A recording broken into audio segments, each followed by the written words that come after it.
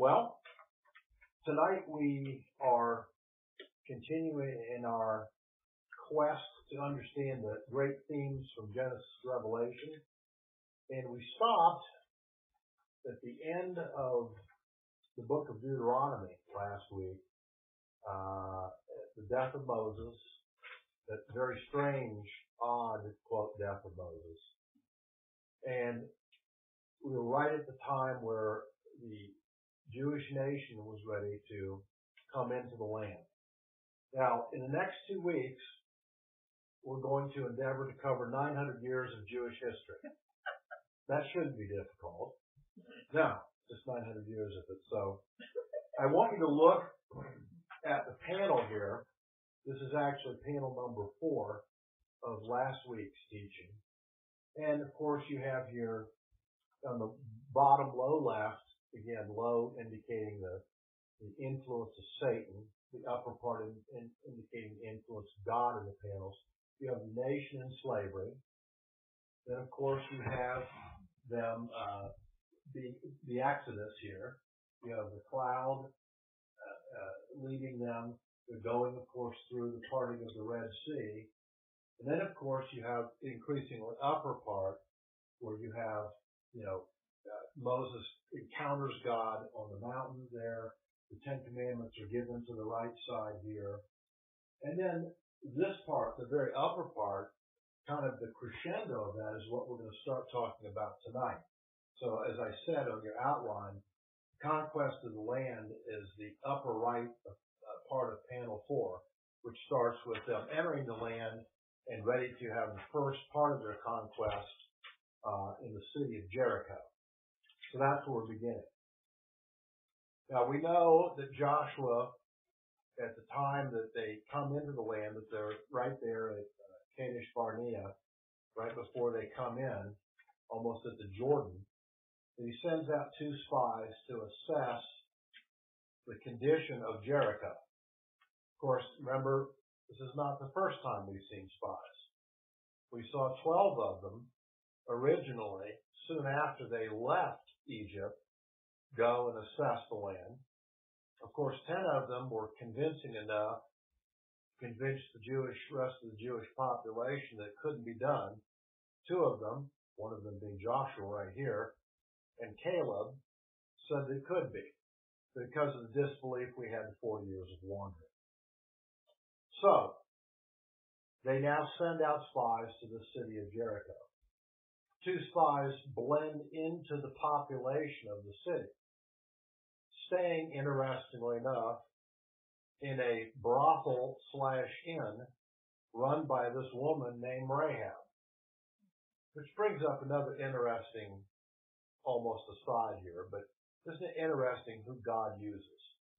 We get the idea that everybody has to be completely squeaky clean and make certain they carry their Bible in the service every week and wear the appropriate clothing and all this, but that isn't always who God uses.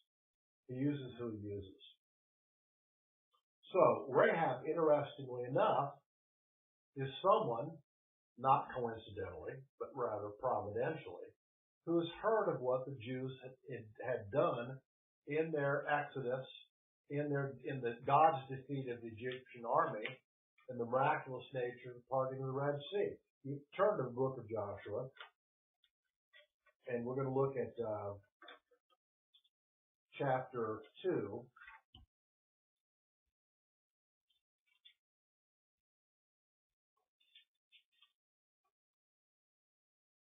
And look at verse 9 of Joshua 2. She takes them up to the roof to hide them in her house. And she says to the men, I know that the Lord has given the land, you the land, and the terror of you has fallen on us. And all the inhabitants of the land have melted away before you. For we have heard how the Lord dried up the water of the Red Sea before you, when you came out from Egypt, and what you did to the 2 kings of the Amorites who are beyond the Jordan, Sihon and Og, which, by the way, we're not going to go into this. They were both Giborim. They were giants. Okay, Og is noted in this third, I believe, chapter of Deuteronomy, it's noted that his bed was 13 feet, 6 inches tall, and 6 feet wide. This is a big boy, okay? And she says, we know that you destroyed them.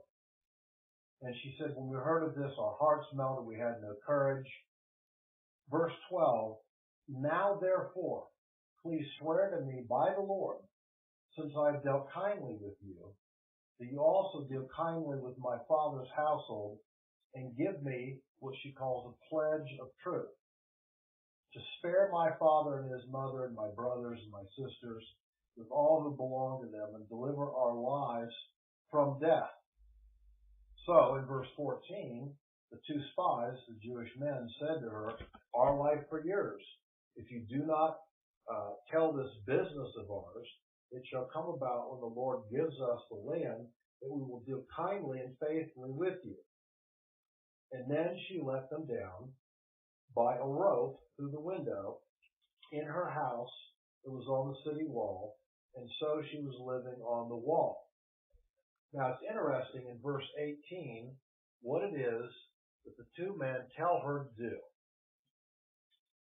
She said, the men said to her, starting in 17, the men said to her, we shall be free from this oath to you, which you have made us swear, unless when we come into this land, to the walls, you tie this cord of scarlet thread in the window through which you let us down, and gather to yourself in the house your father, your mother, your brothers, and all of your father's household.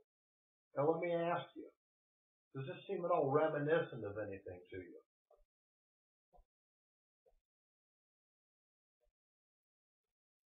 Is this a theme you've seen before? That being protected. Which one? Like that in Egypt? Go on. What happened? You're right. So what were the conditions of the Passover? Well, they sacrificed the lamb and they put the blood on the doorpost and they had to stay inside. And the color being red. Red. Okay. And it's scarlet. Exactly. And also, what would have happened, even in that case, if the Jews had gone outside the night that the angel of death would have come? They would have been dead. They had to be preserved inside the house. Okay? So here's another typology of God working. Another example of his pattern. So we see here the scarlet robe, like the blood over the doorpost of the Passover, is seen. Again, we're reminded again and again of Hebrews 19 of the types, where we're told by the author that God does these things in types. That what happened is real history, but at the same time, it also teaches things about the future. It's like prophecy. It doesn't necessarily have just one fulfillment. It may have multiple fulfillments at different times in history.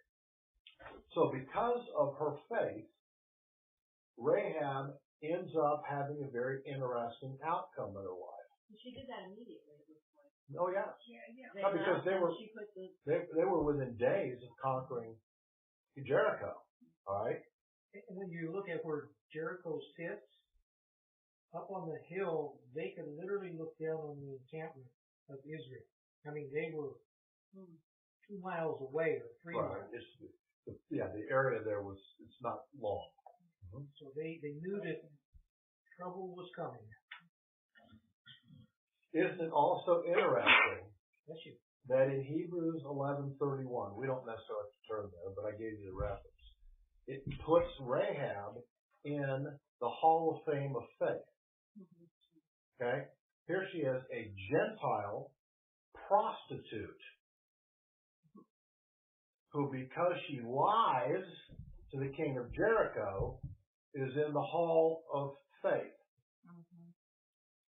There's no getting around the fact that she lied, because the king's men come and say to her, where are those 2 Jewish men that we've heard are here? And she says, well, they're not here now. They've gone that way. Okay? When she has them upstairs, hidden underneath flax on a roof. So, I'm not going to get into this, but I find this mentality that's taught so often that people teach about Romans 13 about obedience to government authorities. I find it to be a bizarre teaching the way the church has it. Because in reality, there are many, many examples of faithful people who absolutely disobeyed and lied to authorities. Okay? Because the authorities were wrong. The fact that they're an authority does not mean that they're right. They may be right, they may be wrong. Okay? We have to judge that spiritually. So, but I won't go into that. It could get into a long talk about that, which I won't do. So because of her faith, she ends up having a very interesting position. She marries a man who ends up, we find, being a Jewish prince, a significant leader in Israel, and they have children, and those children have children, and those children have children, and eventually there's a very interesting child who's born through their ancestry. His name is King David. King David, and then and then eventually Christ. I mentioned here for you Matthew 1:5. It's the genealogy of Jesus, and guess whose name we find in verse 5? Rahab. It's a fascinating story of what God does despite a person's reputation or background, despite their upbringing, if they simply are faithful. They're simply faithful. So she ends up accepting and having the blessing of the Abrahamic covenant. Remember, that covenant was a blessing to, quote, all the families of the earth. Anyone could have that blessing of that covenant. And indeed, she sought it also. So Israel eventually comes to the Jordan River. They come to, and Jordan's not huge, but it was a very interesting time that they came to the Jordan. And it was a very interesting time when God led them to the conquest. Because historically, and we know that the Jordan floods. And it's many, many, many, many, many times bigger and deeper when it floods. And guess when they're called to cross it? When it floods. Of course. So you go, okay, God, is this the best plan? This does not look like a good military strategy to have your army and all your people and your nation crossing a flooding river. But this is exactly when God chose to do it. So it's the highest water time. And God does so for a reason. And it becomes fairly quickly obvious what the reason is. He tells them to take the Ark of the Covenant and to begin then to take it, to march it right into the middle of the river. And what happens? The water parts. Mm-hmm. It's, as I put in here, God causes Red Sea number 2. Mm-hmm. The miraculous parting of the Jordan. He causes the parting of the waters miraculously, just like he caused the parting of the waters of the Red Sea. And so Israel now walks across the riverbed of the Jordan over to the other side on virtually dry land. Now, a very interesting thing happens that I think people often overlook, and we could spend a long time on this, which I won't do, but I do have to mention it. In Joshua chapter 4, I want you to read something. So if you're in chapter 2 there, just go over to chapter 4. And I want to read first few verses here, verses 1 through 11. I want you to pay attention to what is going on.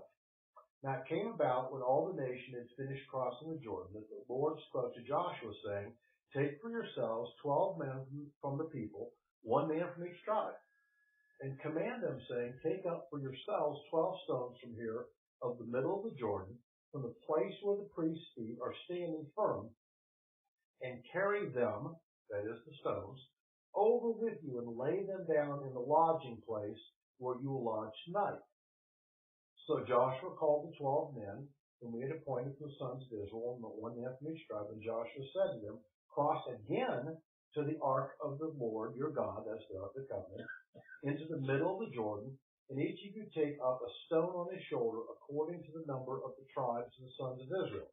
Let this be a sign among you, so that when your children ask, saying, what do these stones mean to you?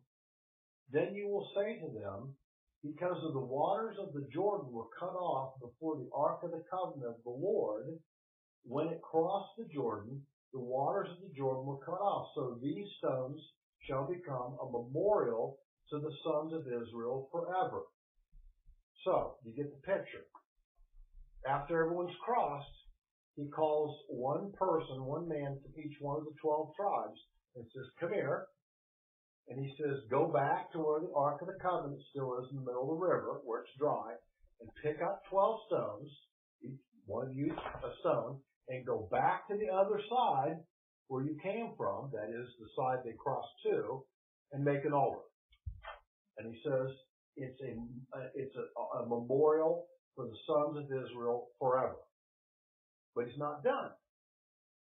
Verse 8, and thus the sons of Israel did as Joshua commanded, and took up 12 stones in the middle of the Jordan, just as the Lord spoke to Joshua, according to the number of the tribes of the sons of Israel, and they carried them over with them to the lodging place and put them down there. This is called Gilgal. Okay? Then Joshua set up 12 stones in the middle of the Jordan, at the place where the feet of the priests who carried the Ark of the Covenant were standing. And they are there to this day. Now, so, what do we see here? We see a pattern, and we see what? How many piles of stones? I'm sorry? How many piles of stones? Two altars, 2 piles of stones, okay? One of them from the middle of, having been in the middle of the Jordan River, over to the bank. That's the first pile, the first altar. And the second pile being that Joshua gathered 12 stones and made an altar in the middle of the riverbed. So he passes to they all pass to the other side. The ark goes to the other side. All the waters come back and cover it. So, there's an altar on the side of Gilgal. And anyone can see it. And Joshua says, it's there to this day. That is, for who knows how long, it sat there as a physical representation, saying to the Jews, these stones used to be in the middle of the Jordan. They only were gotten out of it because God miraculously parted the waters, and that's where we crossed. Anyone could go there and see them, as long as they stood there. But there's another pile. Are they still there? That's what I was Well, going to ask. I doubt whether they are at this point. Okay? That's the question I have Yes. in Israel. And throughout the Old Testament, they build altars, at special occasions. Mm-hmm. Are those altars still there? Are they visible, or they have been covered up with sand or dirt or whatever?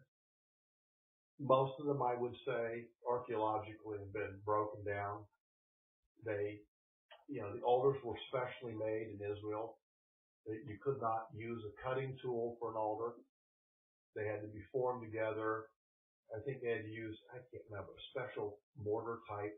They were allowed, it was a special type that they were only allowed to use. And they would fit them together to make an altar. And certainly there were many, many of them that were made, but I don't know if any are still standing. I don't think they are. Yeah. Yeah. Curious because, Right. Now, notice the second altar. Second altar is the one in the middle of the Jordan. Okay? When could you see it?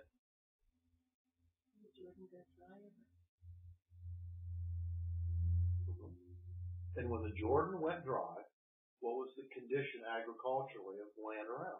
Yeah, I was going to say, what would cause the Jordan to go dry? Famine? Right. Drought, famine, difficulty, distress. It's a beautiful picture of God's provision and His presence. So during the hard times, when it gets tough, someone can go look in the river and say, it was tough when they crossed there, but God made a miracle happen, and that's why those 12 stones were piled in there. So it speaks of God's faithfulness. It speaks of his action. It speaks of the fact that he makes things in history, even physical things at times, that are there to prove historically what he's done and what he will do in the future. So it's a beautiful image, I think, of these two memorial stones. Now, the night prior to the battle at Jericho, Joshua, it's recorded, takes a walk. And I think without question, he walks over and he's looking, at least at some distance, at the walls of Jericho. And I don't think it's probably very hard because of historical evidence of the walls. They were big and thick. Okay? We have archaeological ruins that demonstrate this. Joshua must have been thinking to himself, what are we going to do? This is a big potential problem to go against walls this thick in a historically fortified city. So this is before God told him what there's. Exactly. So there he is taking his walk the night before. Not unlike many commanders in many battles the night before, knowing what might happen, having their own fears about what's going to happen, what could occur, are we prepared, and all these things. But he has a very, very interesting experience. Okay? And it's found in Joshua 5, verses 14 and 15.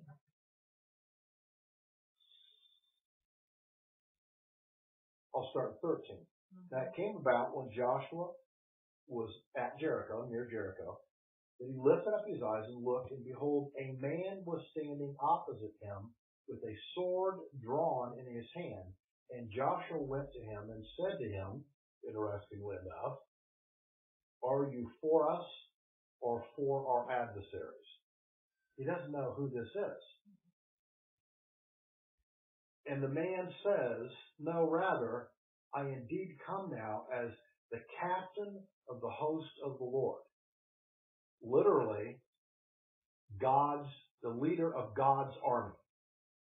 The host of the Lord. The angelic host. That's what he's saying.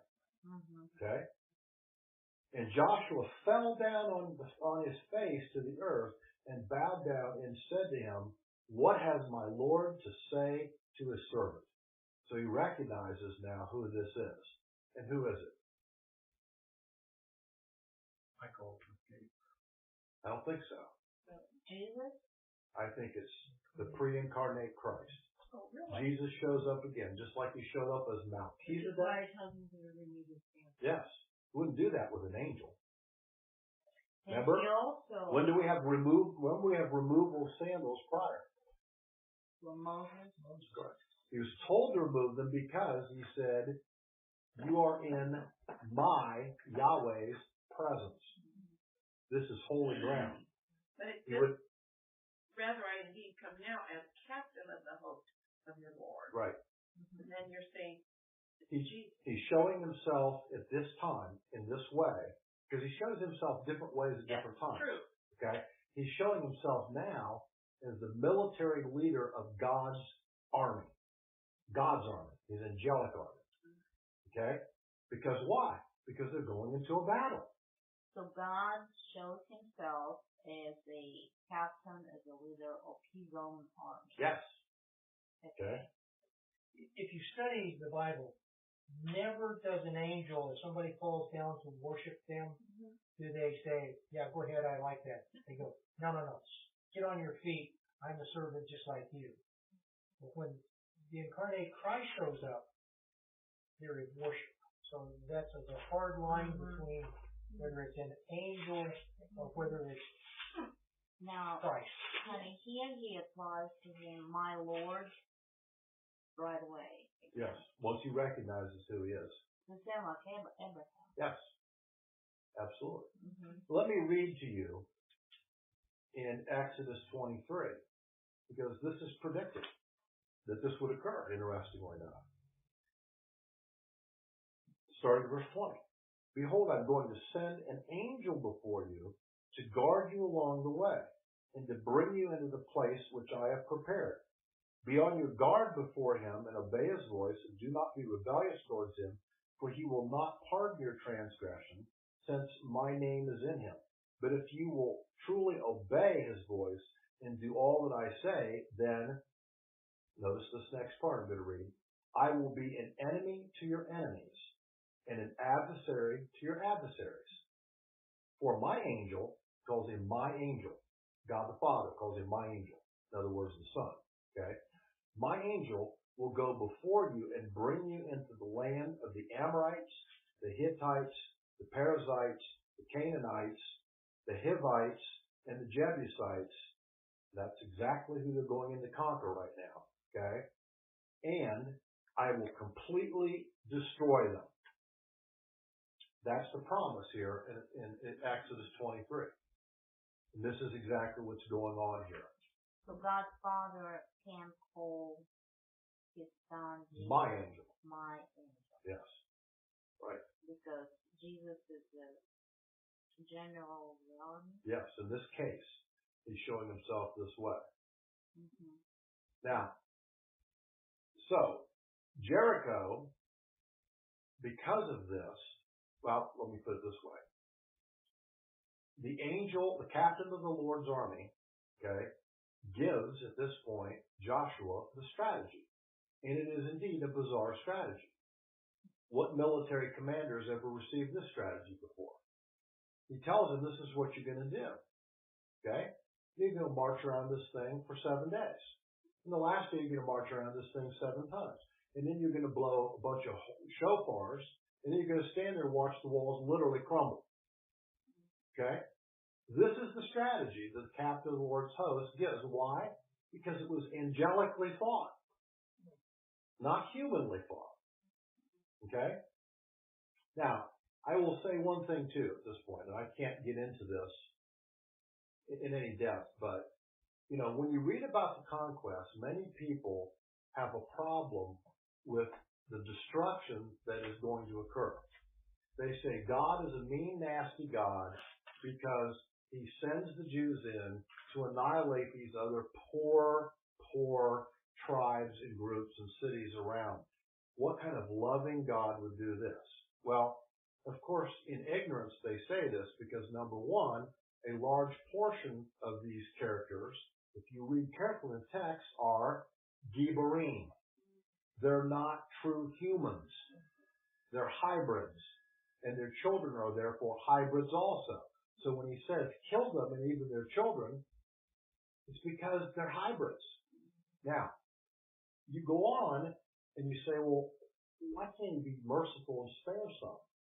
Well, we're going to see here when we get into the story of the judges next, okay, that when you spare those individuals that God says to get rid of, the infection spreads, the consequences multiply, and you have way more evil occurring than if you would have done what God said to do. You know, take, for instance, in this country, in the last 50 years, the concept of capital punishment. It's a joke. It's a joke. Because here, when a jury with a judge concludes that a person is guilty of a capital crime, what used to happen, of course, years ago, certainly in Israel too, but even in this country, they were taken out within days and hung or shot. Mm-hmm. Justice was done. That's life for life. Life for life, eye for an eye, tooth for tooth. Now we have people whose relatives are killed in murder and who spend 20 and 25 years waiting to see justice happen. You know, the history of the criminal justice system, particularly for, you know, determined felons, is the history of what we call recidivism. That is, people that are regular, historical, lifelong criminals don't change. They get out, they do it again. That is their history statistically. So what are you doing? By being merciful, in this case of recidivism, you're then letting them have opportunity for their next victim. That's what the mercy is. So, anyway. Like you said, you already took a lot. Exactly. So, we have to understand that, well, let me read it to you. Okay? There's another interesting verse. It's in Genesis 15. I didn't emphasize it when we were in Genesis, but I want to read it to you because it absolutely is a fascinating statement by God. It's where he is predicting that the Jews would end up being enslaved for 430 years. This is the 15th chapter of Genesis. And the next thing he says is fascinating. He says, then in the fourth generation, they shall return here, that is back to Israel, okay? For the iniquity of the Amorite, which is a term of all the Canaanite peoples, is not yet complete. Now, isn't it interesting? God had a time clock. Let's call it a moral time clock in a way. And God had that thing ticking.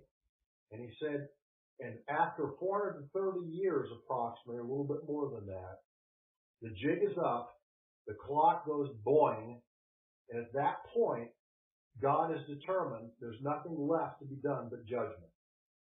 And that's the point we're at right here when Joshua stands here ready to have the people come at the wall of Jericho. It's all been planned down to the day. You following? Mm-hmm. All right. Now, Joshua, of course, here in his ministry, it's interesting that you can't find a negative thing said about Joshua.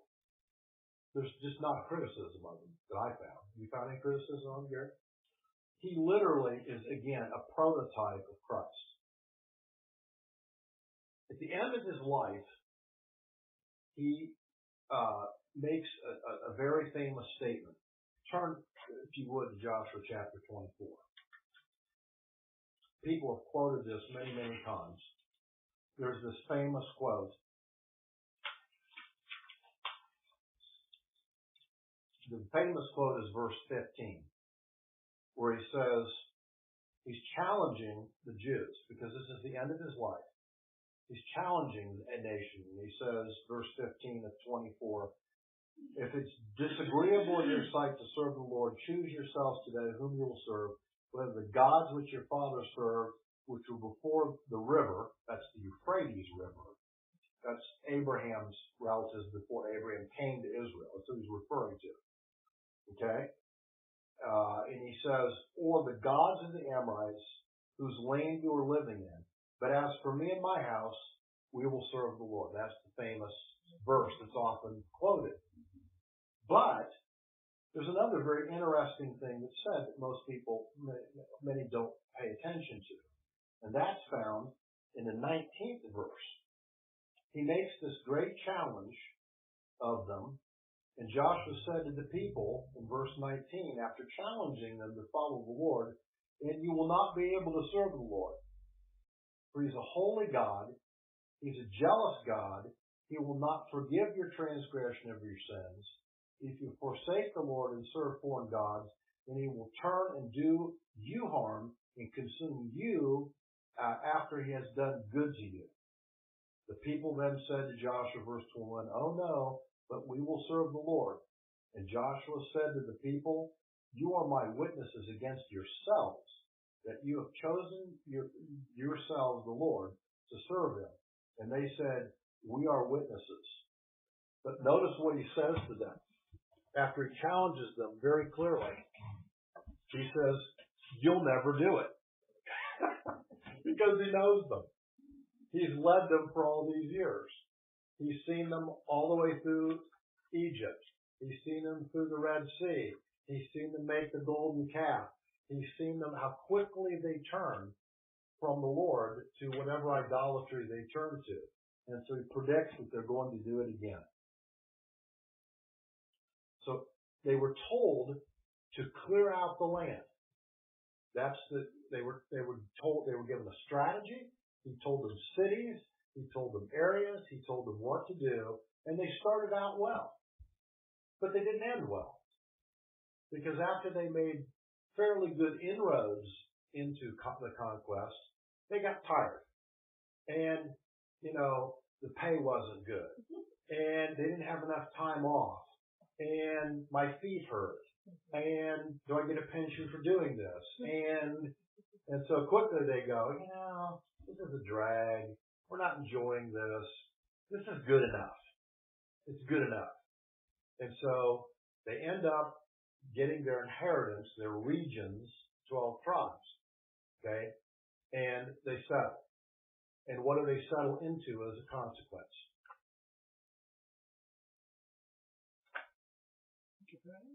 They settle into a land that still has plenty of pagan people and giants. And that's where they decide to settle. And so they're set up for the inevitable.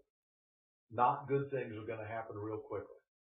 And that's indeed what occurs.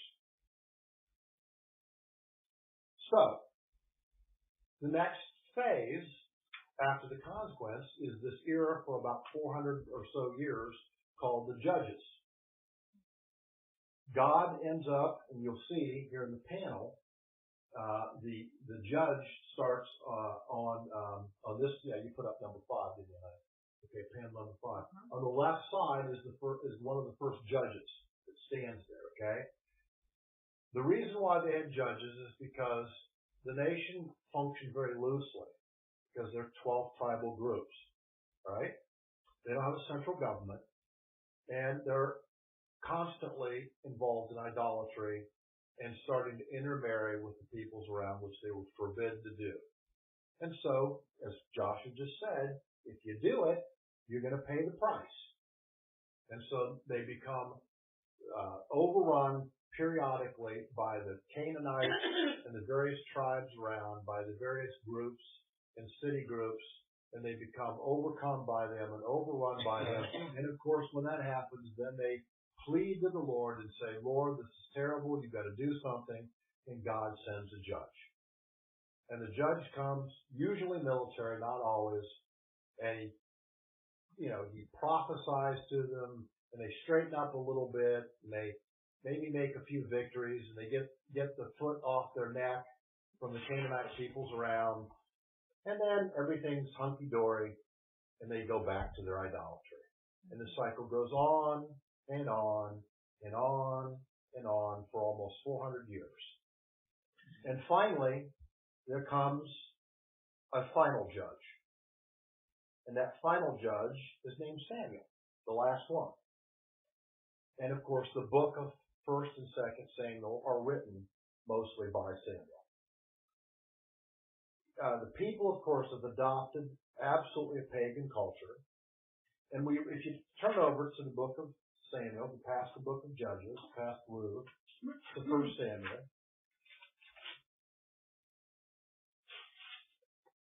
And in 1 Samuel, chapter 8,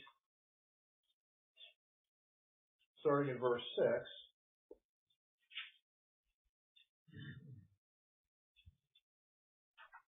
we'll start with 5. The people say to Samuel, Behold, you have grown old, and your sons do not walk in their ways, which was indeed a truth about his sons. Now appoint a king for us to judge us like all the nations around. But the thing was displeasing in the sight of Samuel when they said, Give us a king to judge us. And Samuel prayed to the Lord. So what they're first doing is they're saying to Samuel, buddy, you're old and you're kind of a pain in the you-know-what anyway, and we want someone else. Okay? So, I'm in verse 6 of 1 Samuel 8. So Samuel takes it up with the Lord in verse 6 of 1 Samuel 8. Verse 7, And the Lord said to Samuel, Listen to the voice of the people in regard to all that they say to you, for they have not rejected you, but they have rejected me from being king over them. Verse 8, Like all the deeds which they have done since the day I brought them out of Egypt, even to this day, in that they have forsaken me and served other gods, so they are doing to you also. So he comforts Samuel and says, look, it's not you. The problem is not with you, it's with them. You know, they reject you because they reject me.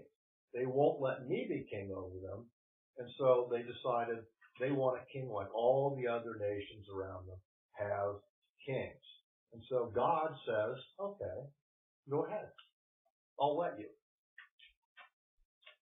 And we begin here, then, the story about the first king. It's interesting that God warns them about all the consequences that are going to have if they want a king. Go to 1 Samuel 8, verses 10 through 19. We're already in 8.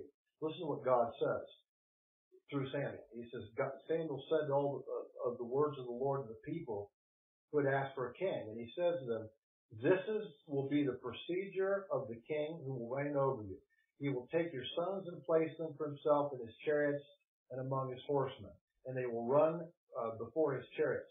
And he will appoint for himself commanders of thousands and of fifties, and some to do his plowing and to reap his harvest and make his weapons of war and equipment for his chariots. And he will take your daughters for perfumers and cooks and bakers. And he will take the best of your fields and your vineyards and your olive groves and give them to his servants. And he'll take a tenth of your seed and your vineyards and give them to his officers, to his servants. And also take your male servants, your female servants, and your best young men, your donkeys, and use them for his work. And he'll take a tenth of your flocks, and you yourselves will become his servants. Yeah. In other words, central government ain't so great. They're going to impress you in the military. You're going to serve in his wars. You're going to make his weapons. You're going to plow his fields. You're going to work for him, and a tenth of what you make you have to give to him. He will lord it over you.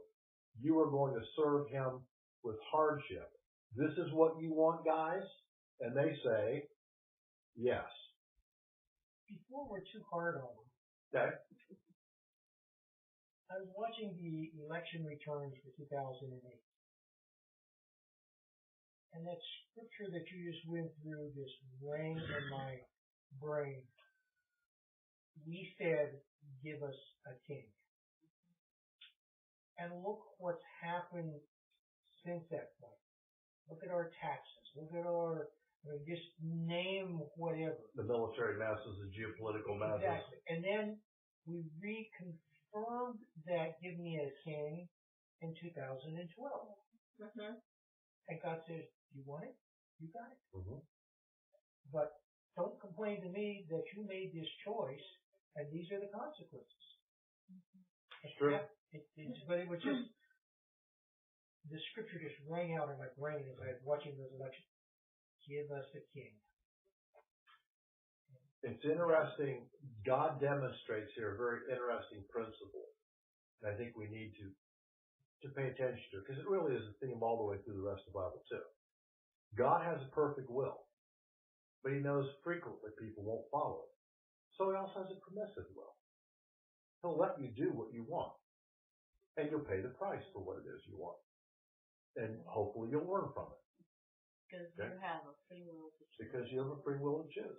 And he demonstrates this right here. He clearly tells them, this is a bad idea, and here's what's going to happen. And they go, we want it. And he goes, okay. What about ones of us who didn't choose that king twice, and we're still paying it? Well, I know. The problem is that when the majority of the people choose, you're going to have the effect of the majority of the people. You're a minority. And I'm going to make the argument that we Christians, we the church, fell asleep. Did. We allowed prayer to be taken out of our school. We allowed the abortion industry to rule. We allowed all these things, and we sat quietly back. And then all of a sudden, it's all gone. Where were we? Yeah. Let me add one more thing that we allowed too that very many Christians don't get.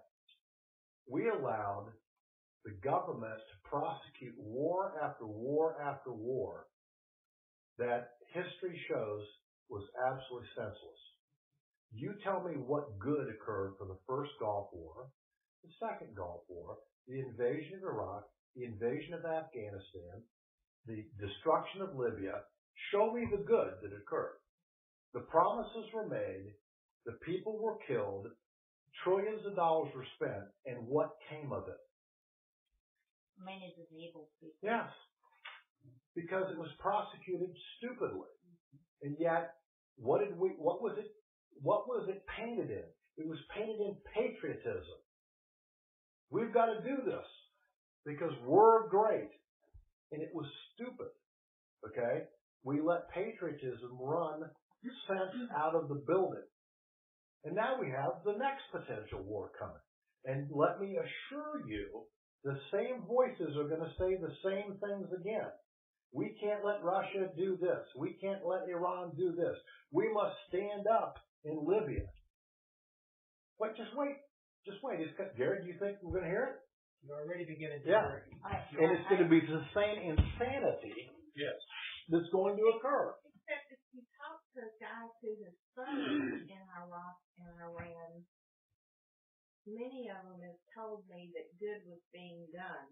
Individual good, but Yeah. the good that supposedly was going to occur that the government told us would happen, Yeah. that is the development of a stable society government has never occurred. Right. In any case. You can't intervene militarily in a crazy place like that and get anything but crazy results. Okay? I mean, her country did the same thing in Afghanistan. Okay?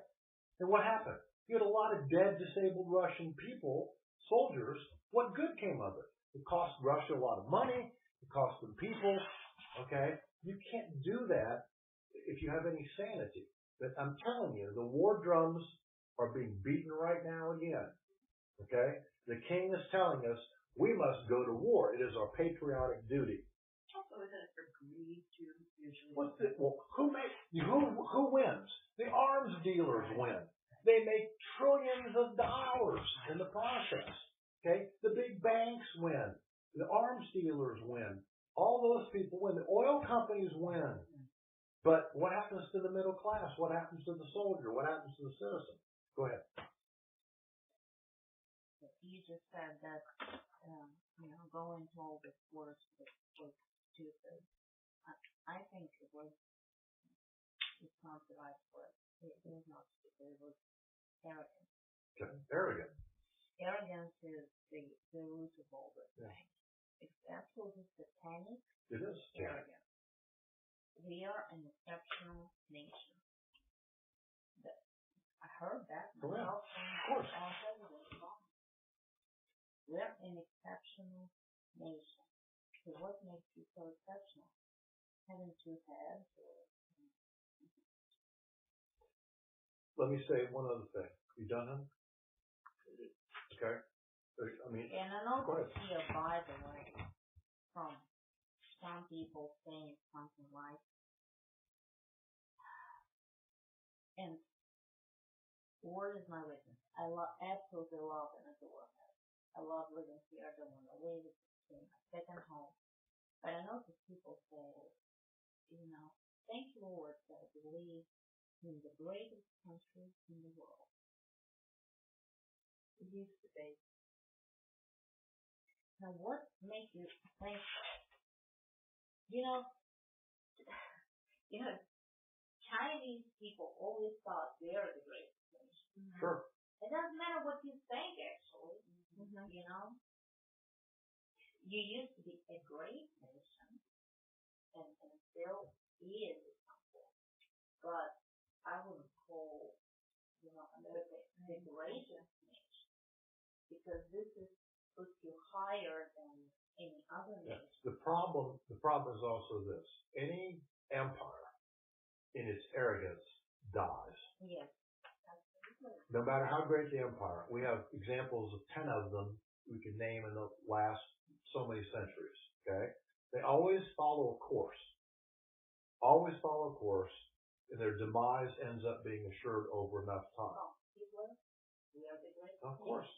Okay?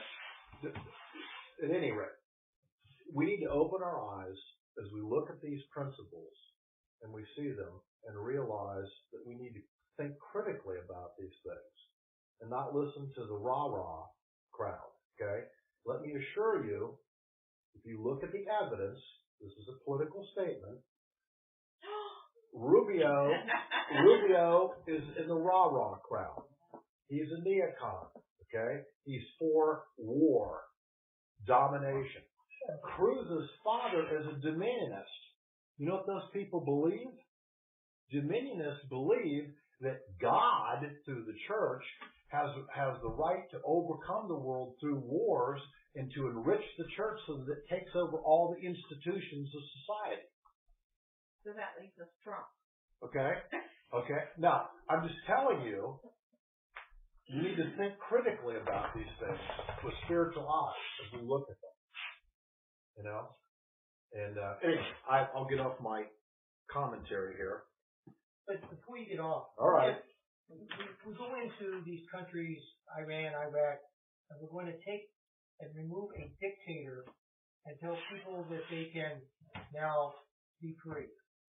It's never worked throughout history. No. Never. When I study Africa and the colonial powers pulled out, every country without exception collapsed. Mm-hmm. Everyone. Because people were not ready to run the government. They weren't ready to run industry. And so it was a fatal human flaw to think that you can go from a slave to ruling your own destiny in one step. And how many times we've been told this, you know? Well, we're sending our troops there to teach them Right. how to do it. And then our troops pull back or pull out. And within days, months, they're overrun again. Right. Yeah. Right. Right. And it happens over and over and It over does. and over again. But we must also remember that the war is a huge business. Oh, it is. Oh, absolutely. Absolutely. It is. Okay. The next phase, and if you look on the panel, it's in the middle. You see three people in the center there. Mm-hmm. This is the monarchy. This is the kingship of Israel. Israel becomes a political unified nation and it has its first king. His name was Saul. And Saul was picked for a particular reason. Right? It is stated in 1 Samuel 9, verse 2. If you're there in your Bible, go to chapter 9 of 1 Samuel and look at 2. Here's his qualifications. And his father, okay, he's talking about his father, had a son whose name was Saul, a choice and handsome man. And there was not a more handsome person than he among the sons of Israel. For his shoulders up to and up, he was taller than any of the people around. That's his qualification. He's a good-looking guy. Now, he was the perfect politician. All right? I'm certain he had charisma. He had the looks. And, of course, therefore had the capacity to charm and con people at will. We know this. We've seen how many of them in history, okay, over and over, in our country, etc. But he was not like good looking. No, he was not. No, he was not. Okay? He was a tall guy. So the point is, from the very beginning, Saul's qualifications for kingship and leadership are completely carnal. There's no spiritual nature to them from the very beginning. This is the leader that was chosen. At first, for a brief period of time, he demonstrates some obedience to the Lord and therefore has a certain amount of military success. But in a relatively short period of time, he disobeys God in numerous ways, and he finally is told that he's going to be deposed and replaced. And that is found in 1 Samuel chapter 13.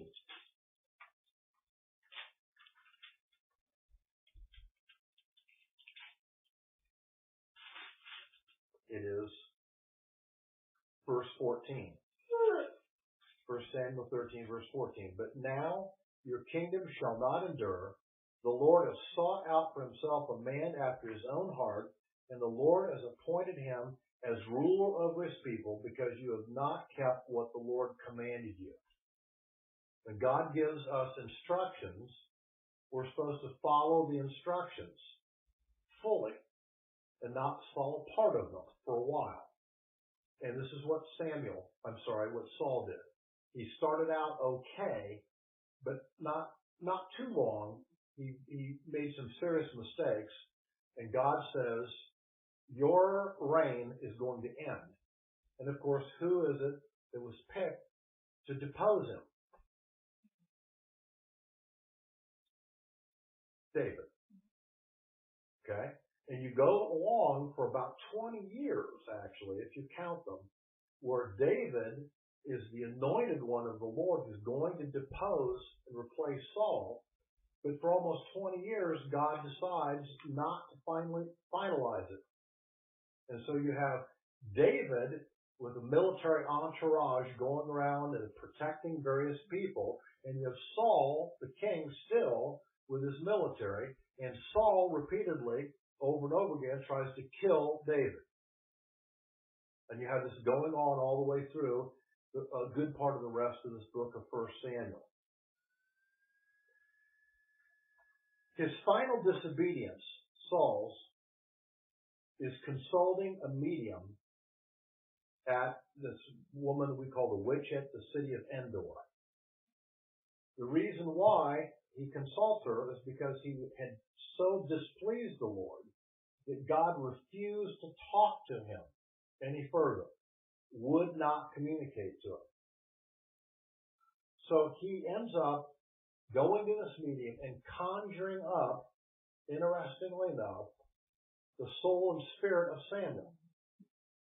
God allows Samuel to literally come back from his resting place, and Samuel says to him, it's an interesting talk, he says to him, why have you bothered me like this? Okay, I'm at rest now. And he tells him his problem. And Samuel says to him, Saul, you've blown it over and over again, and you're a dead man. And he tells him literally that within days he's going to die, which of course is exactly what happens. Saul makes the following mistakes. He does not prosecute the battle with the Canaanites correctly, and especially against Goliath. He does not do what God told him to do, and they wait 40 days, they're taunted by Goliath, until this young man named David, in faith, takes 5 stones and nails Goliath with one of them and kills him. And of course, he's a Gibberim, he's a giant. He doesn't follow through. Saul doesn't. He ends up making his own sacrifices, and kings were forbidden to do such. That was the office of the priest. He also doesn't obey God in eliminating the Amalekites, who are dreaded enemies. He keeps some of them around, even though he's told to eliminate them. He keeps their king alive, though he's told to kill him. This is found in 1 Samuel 15:3. And then, while Samuel, who's still alive at this point, he goes to Samuel and lies to him and says that he didn't do it, which was a bold-faced lie. And his last major faux pas, of course, was in consulting the witch at Endor. Now, interestingly enough, the more that Saul does evil, the more he is influenced directly by the satanic. Because as you read through 1 Samuel, you see very clearly that he has a demon or a set of demons that perpetually annoy and aggravate him and give him no rest at all. It's an interesting principle. And it's really the principle that's found in Matthew chapter 12, verses 43 through 45, where Jesus says in this example, if a spirit is cast out of a man, it seeks waterless places, and not finding it, it says to itself, I'm going to return to where I came. And it brings with it 7 spirits more evil than itself, and enters back into the man's life, and the last case of the state of the man becomes worse than the first. Why was it able to go back? Because it was never filled with the right things. It was an empty house. Okay? And this was Saul's problem. He didn't do what God told him to do. He didn't act in the ways that he was told to. And eventually he opens up his life to the satanic and becomes highly influenced by the satanic to the point that the final battle occurs, and on a mountaintop area, he and his sons are killed, and they die, as was predicted by God in this, when Samuel comes back event. So he makes a lot of different mistakes here, and eventually he dies. The lessons we're to learn from Saul as a type is that he strayed from God's mission given to him as king. His office was not used correctly. He misused his authority and his power, and he was not spiritually minded.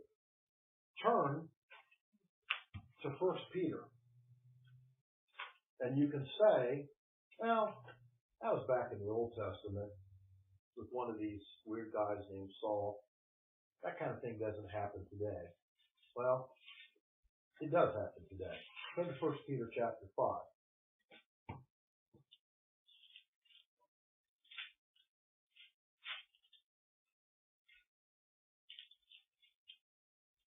Starting verse 2. This is God's admonition to leaders.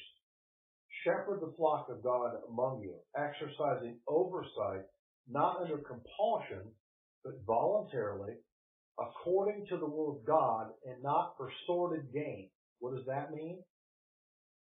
To enrich yourself with money. Okay? Now you say, well, who would do that? Have you watched television recently? Yeah. Would you like us to start naming names of all the televangelists? Have you looked at their airplanes? Have you looked at their jets? Have you looked at their boats? Have you looked at the mansions they live in? This is called shepherding for sordid gain. Yeah. It happens all the time. He says, nor yet as lording it over those allotted to your charge. You know what that means? It means bossing them around, using your authority to get what you want. Okay? Could we even possibly imagine the number of pastors in this country that have done that in their own congregations? I would argue to you the opposite. Can we find very many that have not? Because most of them run the show by their rules, their way, their timing. They control the purse strings.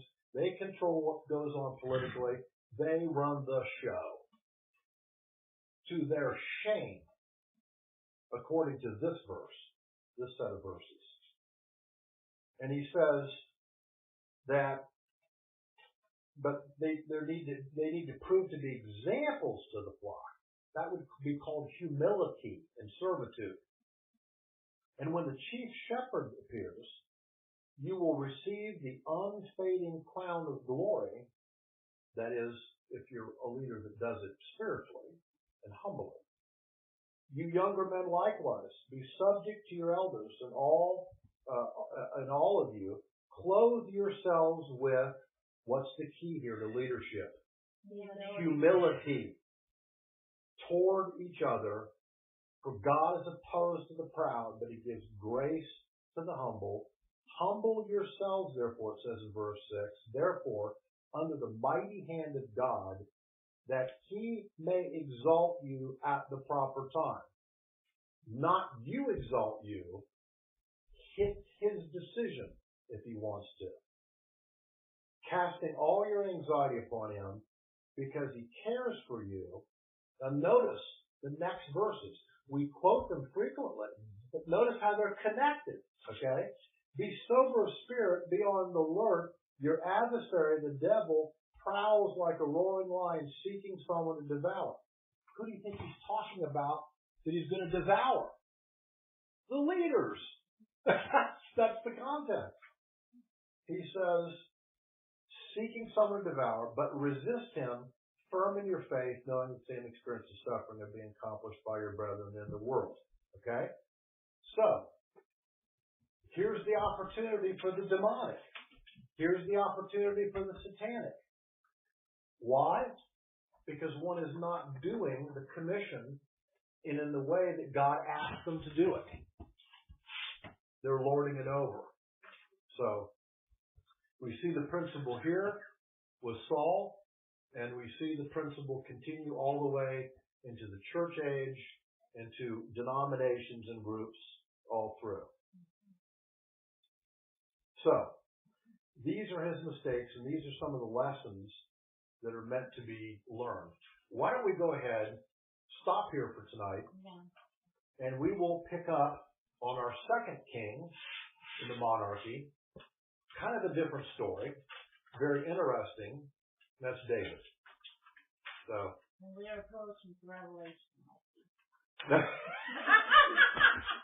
Oh, we'll get there. Hey, we just got through hundreds of years of Jewish history. So. All right. Questions? A little faster. No. My wife says slow. I like it. Okay. So I'm hoping not only to help you understand better Old Testament history, but the themes to it, because I think you're going to see, and I'll get to it at the very end next week, all the themes that we're looking at here that are going to apply in the New Testament. Again, I have